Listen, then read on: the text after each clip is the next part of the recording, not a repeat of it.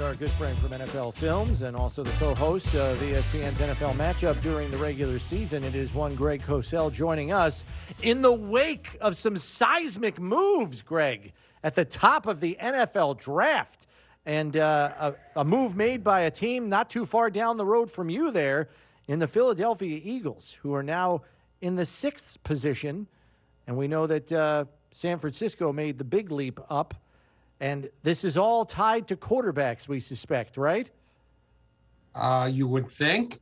I guess I know the Eagles fans are going crazy already because the Eagles have moved at it from 6 to 12. So they're all unhappy here in Philadelphia. It doesn't take long for that to happen, Chris, as you probably know. Right. Now, have you done any work on quarterbacks in this draft yet? Oh, sure. All right. Are there three quarterbacks? Are there three quarterbacks in this draft, or maybe more, that you think are going to be a guy for an NFL team?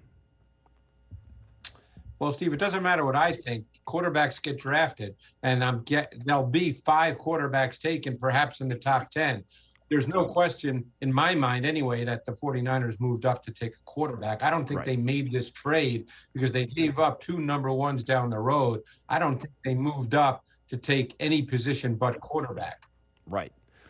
So give us a little rundown. Obviously, everyone, if it is a given that Trevor Lawrence goes number 1, what happens after that in your estimation? And if you're talking just quarterbacks, what order do they go in, and what's the best case scenario for each of them?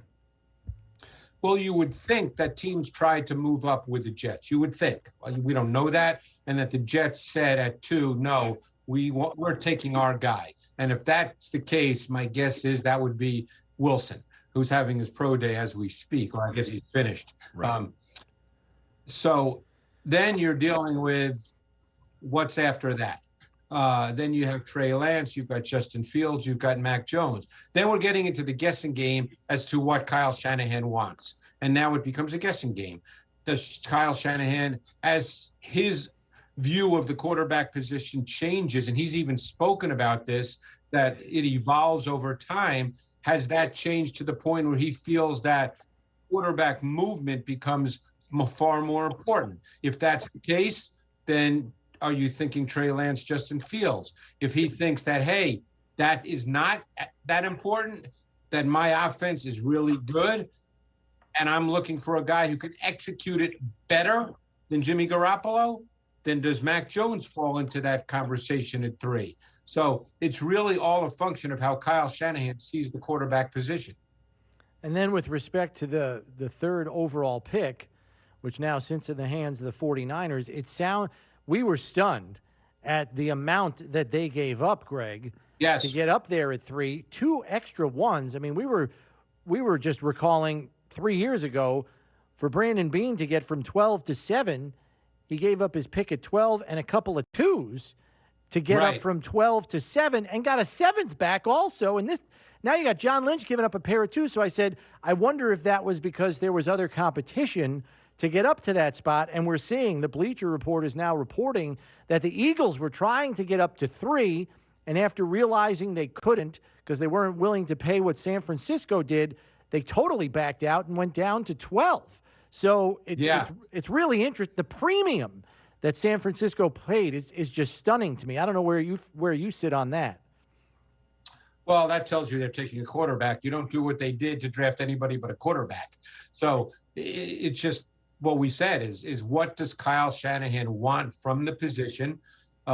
If they truly believe that Lawrence and Wilson are gone, then he must feel very, very strongly about, I would assume we're talking Lance, Fields, and Mac Jones. So he clearly feels very strongly about one of those players, because you don't give up what he did unless you have a serious conviction about one of those guys. Which one do you feel most strongly about? Well, I think, in all honesty, I think it comes down to your view of the position. If quarterback movement is important to you, Mac Jones is not your guy. If you don't view quarterback movement as an absolute necessity in today's NFL, and many people do, but maybe Kyle doesn't, then Mac Jones would fall into that category. believe me, I've spoken to people. There are some people who think Mac Jones could become a Tom Brady-like quarterback, just in the way in which he plays. Now, obviously, one of the reasons someone like Brady is because of intelligence before the snap of the ball. The great quarterbacks end up winning the down, Steve, as you know, before the snap of the ball. That takes time in the NFL because there's so much defenses do. But if you believe Mac Jones can be that guy, particularly because I know Kyle has such a strong conviction about his offense and his ability to create defined reads and throws for his quarterback in the structure of what he does, then he could very well look at Mac Jones as his guy. So, Greg, just very quickly, on the Bills, we saw that they added Matt Breida, the running back, who was a free agent. Yeah. Didn't really get much action last year, as you know, in Miami, but did have some measure of success in a committee backfield in San Francisco. Presumably, it's going to be a committee backfield here in Buffalo now, so he's used to that kind of a role. But the Bills, if they lacked anything at the running back position, it was a home run threat. Devin Singletary and Zach Moss are not running away from DBs for 60-yard touchdowns if they get in the open field. Matt Breida can do that. So where do you see him potentially helping their run game the most? Well, I think that's the reason the signing was made, because this is a spread offense. And when you spread the offense, you tend to lighten the box.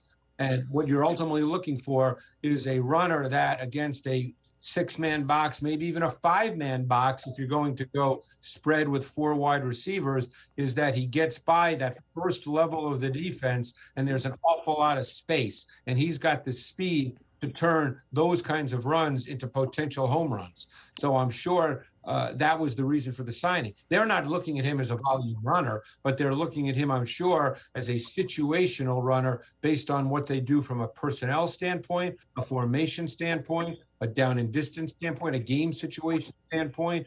There's a place for a back like Matt Breida within the context of this offense. What about as a receiver? Is he skilled enough to be split off from the formation, to be motioned out? Is he a receiving kind of back, or is he strictly what you see? I don't think so. Again, I don't want to say that he can't do it. Right. I don't think he's done much of it. He's a very good screen receiver because, again, he's a guy you want to get the ball to in space with room in front of him, because then he's got speed. Ultimately, you're trying to get him the ball with space. And that's why he works as a runner in the spread, and in the screen game, I think he could work very effectively as well. And then just moving on to draft prospects, I know we said we wanted to talk to you about some edge rushers, because there figure to be some, at least still on the board, in the range of where Buffalo will be picking, provided they stay where they are, at 30. So one guy that's been mocked to them, and you can take the value of mock drafts for what you want, but the Georgia kid, Azeez Ojulari, length, long body type. What are your thoughts on him? What does the film tell you on him? Well, again, I don't want to speak for Brandon Beane or Sean McDermott or Leslie Frazier, but I don't see him as a 4-3 player. Again, fronts have changed in the league. They're far more multiple. Ojulari is a player I like a lot, by the way, but he's just over 6'2". He's 249. Now, he's got really long arms. He's a very, very good athlete. He's a naturally powerful player. He's got tremendous balance and body control. I just don't know if in a true 4-3, being at 6'2", if he fits. Now, having said that, and Steve will remember this extremely well, we remember someone like Dwight Freeney or Robert Mathis playing in your classic Tony Dungy 4-3 and being very, very good. So I don't want to sit here and say that it can't happen. It's just normally not the case for 6'2" players to be hand in the ground 4-3 DNs. Well, one of the things that a 6'2" hand in the ground DN can do, you can play defensive end in a defense like that when you've got an offense with Peyton Manning scoring 30 points a game, and you're going to rush the passer a ton when teams try to catch up. Is there any sense, where with Josh Allen, this offense scoring 30 points a game, 29 and a half, they may be able to extend themselves for a guy who's an edge rusher, a little undersized, because they know at the current point in history, Nope, they're not going to have to stop the run that much. No, that's a great point. I mean, obviously, this team scored last year.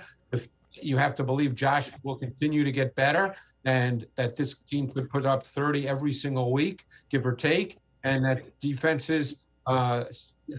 opposing offenses will be in a situation where they have to throw the ball and will lose the balance element of their offense. And now it's pass rush time. So yes, because don't forget, even if you draft someone like Ojulari, you're not necessarily saying he's going to play 75 snaps a game.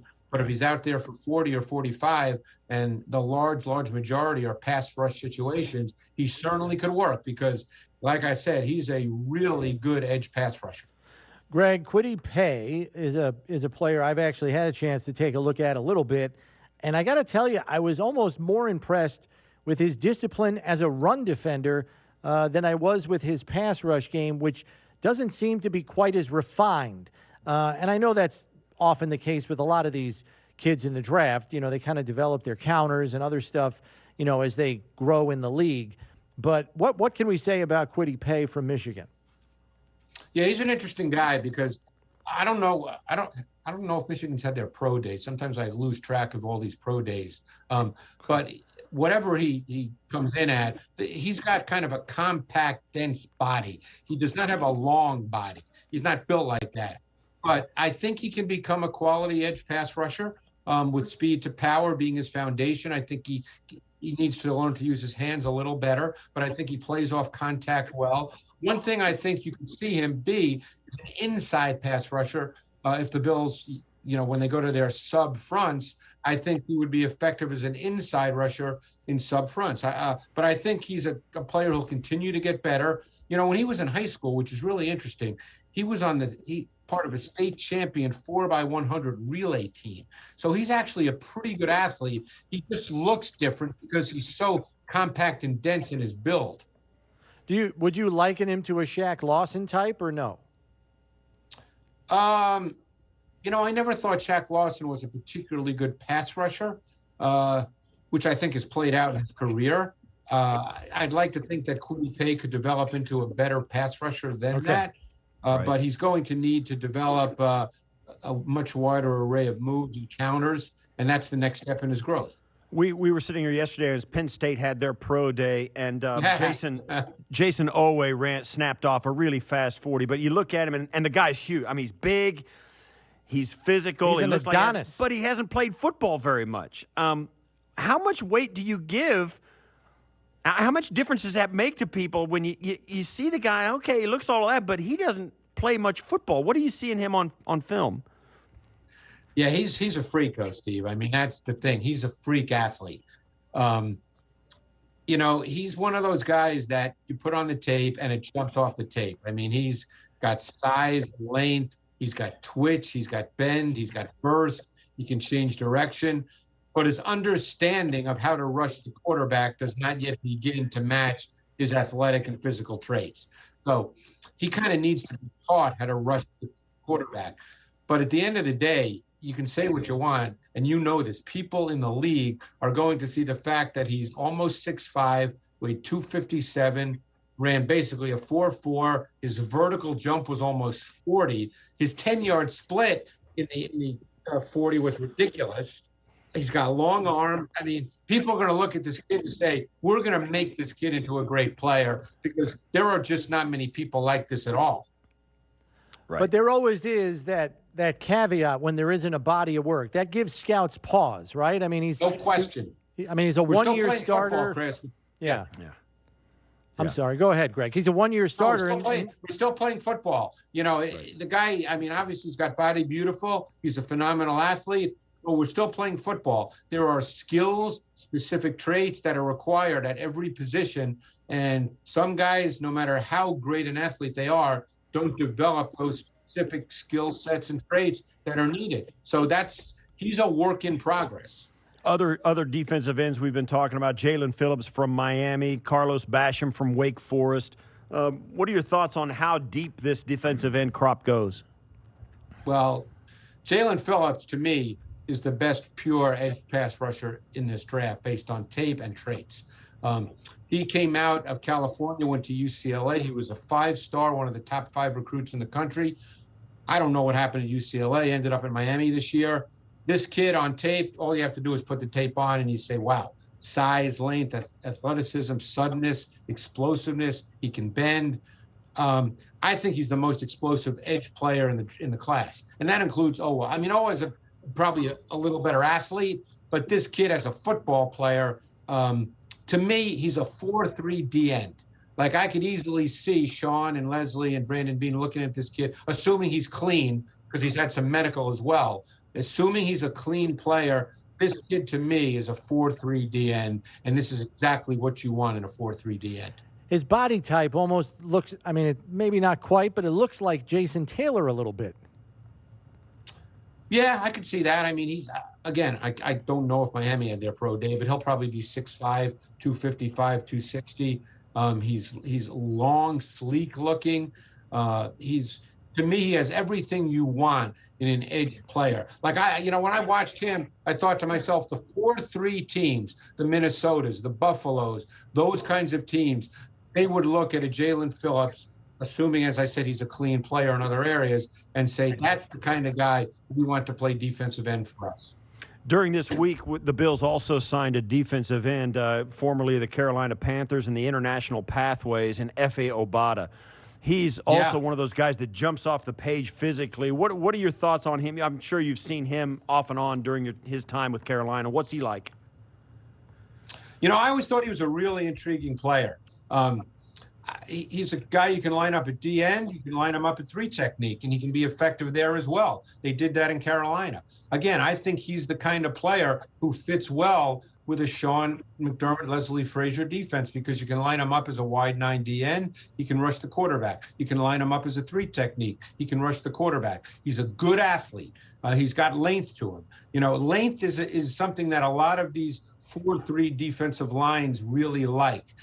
Unless a guy has really, really long arms, they're not looking for 6'1" guys.